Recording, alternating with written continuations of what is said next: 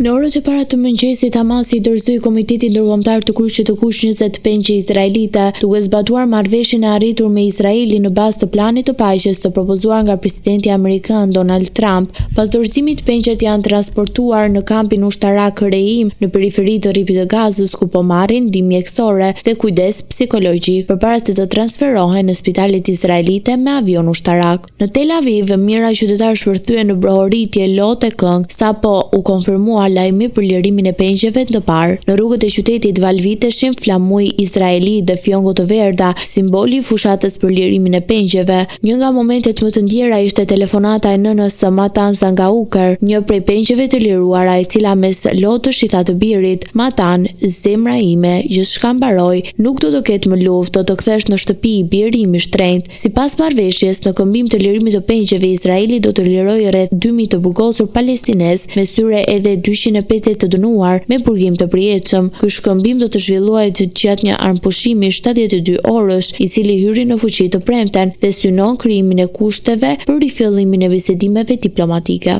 Megjithatë, ushtria izraelite ka shprehur dyshime mbi aftësinë e Hamasit për të dorëzuar të gjithë trupat e 28 pengjeve të vdekur brenda afatit të parashikuar. Izraeli e konsideron ende Hamasin një organizatë terroriste dhe e thekson se do të vlerësojë çdo hap të marrëveshjes në bazë të zbatimit praktik të saj. Ndërkohë, analistë ndërkombëtarë cilësojnë këtë zhvillim si një moment delikat, por shpresdhënës që mund të hapë rrugën për një proces të ri paqeje në lindjen e mesme. Për më shumë familje izraelite, kjo ditë shënon fundin e një makthi disa vjeçar dhe fillimin e një epoke të re nëse marrëveshja do të mbetet në fuqi.